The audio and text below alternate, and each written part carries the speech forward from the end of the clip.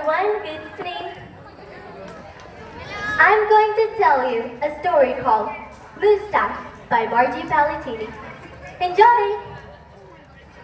Moose had a problem. A horrible, hairy, prickly problem. It grew right below his nostrils and just above his upper lip. A moustache. Now, not a few spare hairs or shy little stubble. No mere wandering whiskers on the upper lip of this moose. No siree. Moose had a big, bushy, bristly, mighty moustache. But a moustache that was a burly, surly, mangy mess. And it itched. A lot. Sure, he plucked and he tweezed. He even clipped, snipped, and teased. But his combs were still cowards, his brushes rebelled, and his scissors simply surrendered. Moose wasn't a frizzy-teasy. The moustache was complete, crimping his style.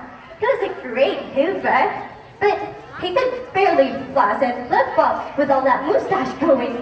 Flip-flop?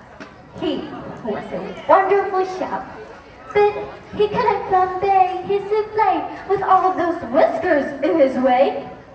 And he was daring steer. But how could he down here race with a mighty moustache blowing on his face?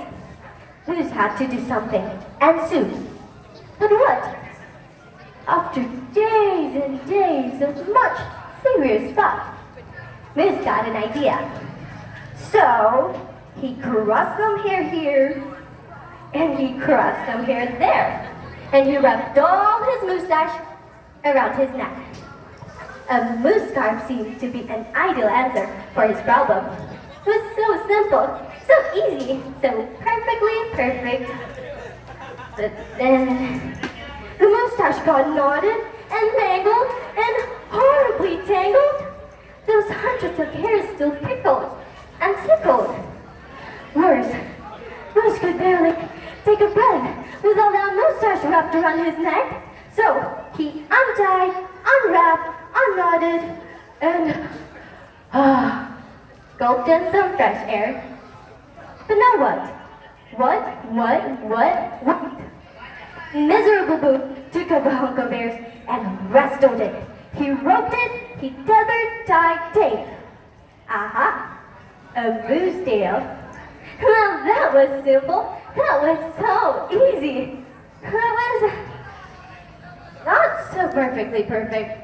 Talk about a dizzy do. Moose didn't know if he was going or coming. Backwards, forwards, but that. Moose didn't know which end was which. He had to bail on the tail. And so he thought. And he thought. And he thought some more. But no other idea was a worthy winner. Braids were a bother. A moustache sweater, still sweltering. Not for Moose. His problem was truly terrible, unbearable, to downright sad. Then, call it fate, call it destiny. It was probably dumb. But one day, Moose tripped on his moustache and just had no time to duck. Oop. Pardon me. They both stayed as they bumped. And they blinked. And they stared. And their hearts went. Duck. She was a moose with a boom font so bodacious, outrageous. Well, it was just a plain old big. Hair after hair piled higher than high, a skyscraping dew of glorious curls, a tower of swirling twists and twirls. She was simply splendid, stupendous, absolutely superb. Of course, Moose had to ask how she did what she did to get such a do. Mrs. Moose winked and then whispered, "Ladies and gentlemen, you won't guess what the answer is." She said, "Just a little glue." So she helped him to fearlessly plunge a hug into the fat pot of the white, gooey goo. And carefully, oh so carefully, They pasted and pressed and curled every truly unruly wayward whiskers around and around, twinked and twirled those horrible hairs, until Lucius, once a mangy mess, was now a wondrous pointing wave of marvelous moustache. Who stayed in the mirror and smiled, a brute lazy smile. He was so happy, so glad, just giddy with glee. He looked dashing and handsome. Is that really me? With not a care for one hair, the moose hair boogied and bobbed. They skied downhill and even uphill. And their cooking was hot, hot, hot. Of course, it wasn't long after that moose and his moustache and his beautiful bride foxtrotted and tangoed and waltzed down the aisle. Good hair days, bad hair days, they both vowed to love and cherish. With hearts heaped with love and pots filled with goo. They both sighed, I do, flew, and promised never to part. It was so easy, so simple, so perfectly perfect, and it stuck. The end.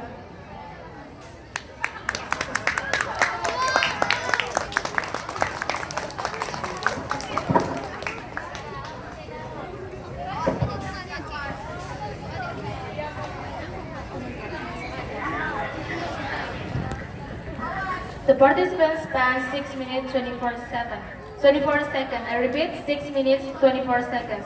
For Miss Farah, please give your comment.